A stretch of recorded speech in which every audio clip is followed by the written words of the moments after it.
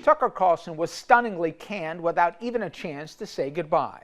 What is the real story, and where does Fox News go from here? So, Angelo, in terms of like all the coverage of Tucker and all these stories that we've had come out, so you just think was the drip drip in the full glass? Do you think there was one factor more than others? Because I keep saying it wasn't what already came out, but like you sort of implied, what is still yet to come out, right? Yes, that's right. And here's the one thing I know for sure. The official reason that Fox sort of started leaking to the Times and has been reported in the last couple of days is clearly not true. So what Fox News is claiming is that the day of the trial, they discovered that Tucker Carlson is a racist. I mean, that is so ridiculous. Right? They say, well, we found this one text message that was part of the materials we collected to respond to Dominion. And when our leadership team found out about this horrible thing that Tucker Carlson said that was racist, we were both shocked and we knew we had to take action right away. And so not only is Fox, that is clearly ridiculous, but they're also blaming Tucker. They're saying that because they found this explosive piece of information, they also realized that they had to settle really quickly in order to make sure that it didn't turn into a larger issue for the company. Yeah. Again, kind of ridiculous to blame Tucker for the extra settlement. It was obviously the entire network. It wasn't just about Tucker, but to sort of kicking him on the way out. I think personally, and I think the Times sort of alluded to this, is that you have all this Abby Grossberg tapes. You have another lawsuit that's very likely to come out from Ray Epps, who's somebody that Tucker really smeared. Again, each of those is a piece of discovery. Each of those is insight. There's also other tapes, apparently, right? Because if you look at the Times, one of the things that the reporting acknowledged was that there was sort of Tucker's off-camera conversations that somehow got leaked, and clearly there's going to be more of those. Yeah. And I think when you look at the totality of circumstances and you recognize that Fox is in the middle of these negotiations now, what they needed was two things. They needed to stop this sort of open wound that was a vulnerability, especially because there's so much uncertainty around it.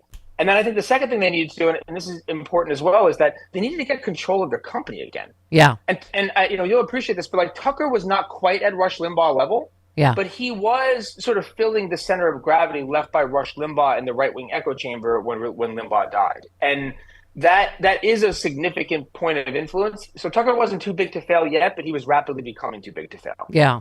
Not sure how big a factor calling your boss the C word is, but around here we call that Tuesday.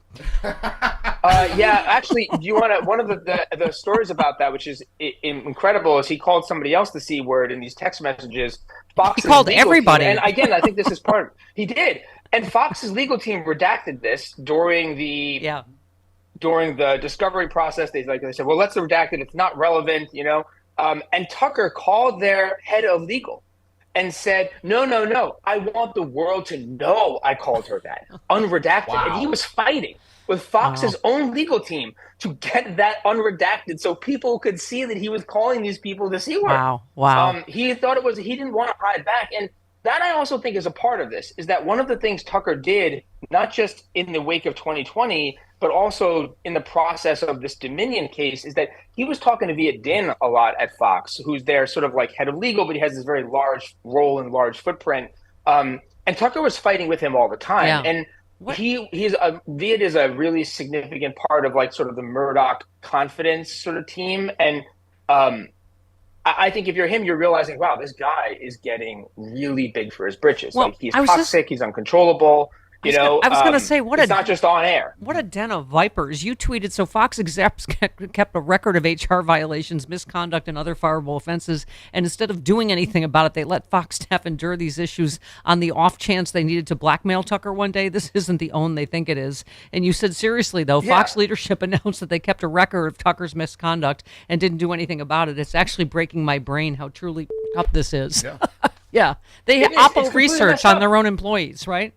They did. And like that is, and the idea that they knew about it, sat on it all this time. Like I understand keeping some up. I can appreciate that to some degree, but yeah, there's a den of vipers. They were keeping opposition research deployed against them. And And that look, that is the environment that is Fox News, and it is rotten to the core. It's not a news operation; it's a political operation. We see similar kind of like backstabbing, right, when a campaign goes bad, right, especially Yeah. like a really like toxic republic. Yeah. They snipe each other. I mean, it's not that surprising, but Right. they're not a news operation. Angela, I got to say, though, no one's going to take my joy.